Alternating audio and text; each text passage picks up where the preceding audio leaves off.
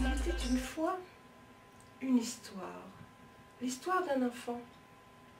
Une nuit, un jour, un soir, un matin, un enfant paraît, fragile et innocent. Innocent? Est-ce si sûr? Il entre dans le déroulement d'une histoire qui, finalement, ne lui appartient pas. Pas encore. Il entre dans le déroulement de la vie de ceux qui l'ont précédé. Combien sont-ils, ses parents, ses ancêtres, connus ou inconnus, dont l'histoire s'est révélée ou est restée secrète? À vrai dire, nul ne le sait. Certains ont la possibilité ou la chance d'entrer en contact avec cette histoire, d'autres non. Mais cependant, le sens de cette histoire est là, présent, qui va influencer la vie de cet être en devenir, qu'est l'enfant qui vient de naître. De fil en aiguille, d'année en année, les chocs se succèdent et accroissent leur potentiel destructeur sur la personnalité non avertie qui subit alors sans réaction les effets pervers de ces répétitions reçues inconsciemment. Parmi les traumatismes, il faut reconnaître les conséquences de décès dans l'entourage. Fréquemment, l'enfant n'est pas prévenu du départ de telle ou telle personne, et l'absence rarement expliquée.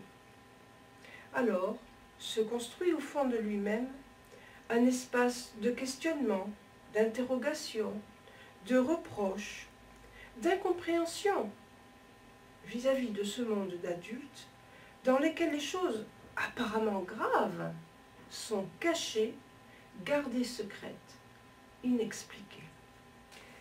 Souvent, sans oser poser plus de questions, l'enfant se referme avec le secret et vit avec, jusqu'au jour où, souffrant dans son psychisme ou dans son corps atteint par une maladie, poussé par on ne sait quelle force, l'adolescent, l'adulte, se lance à corps perdu dans la recherche de sa propre vérité.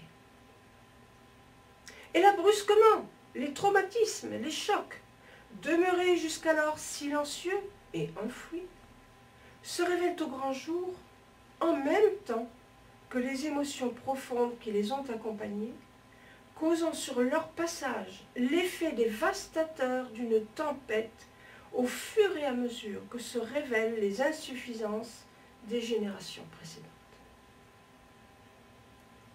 La plupart du temps, ces transmissions des effets et des conséquences des chocs émotionnels sur les générations suivantes se passent dans le déni, l'indifférence, l'inconscience totale. La raison en est très simple. Il n'y a dans ce mode de fonctionnement aucune volonté affirmée de pérennisation à proprement parler. Non, c'est simplement l'expression de la vie elle-même et de son déroulement dans l'instant présent, dans le non-questionnement des implications possibles pour les descendants de ces émotions mal vécues.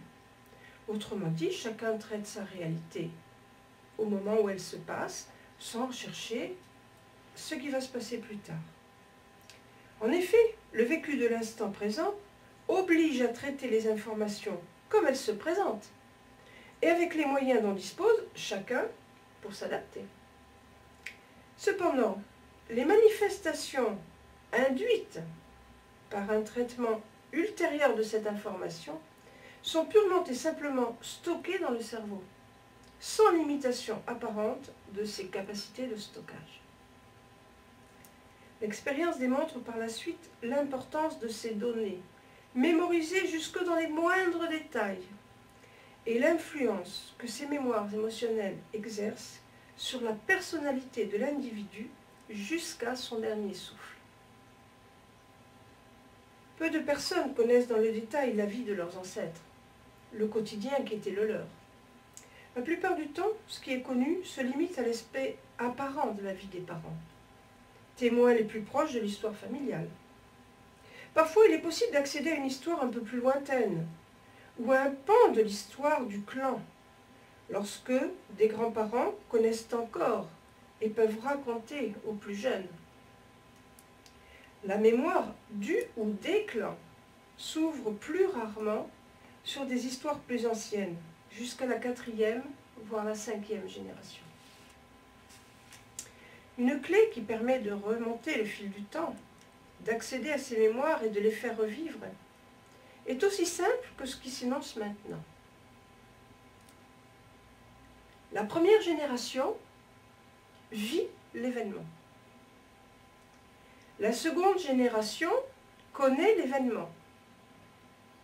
La troisième génération suppose l'événement. Et la 4e génération révèle l'événement par un mal-être ou la maladie. La nature de ces mots est révélatrice des traumatismes vécus antérieurement et leur découverte facilite grandement l'amélioration de la vie de la personne concernée. Ces héritages qui sont légués de manière tout à fait inconsciente sont aussi reçus par les descendants de manière tout aussi inconsciente et sans résistance ou protection possible. Il apparaît donc évident qu'il devient nécessaire de se préoccuper au plus tôt de l'identification des traumatismes laissés dans l'histoire familiale afin de se prémunir par des prises de conscience, éliminant ainsi presque immédiatement les effets pervers des chocs non assimilés par les générations précédentes.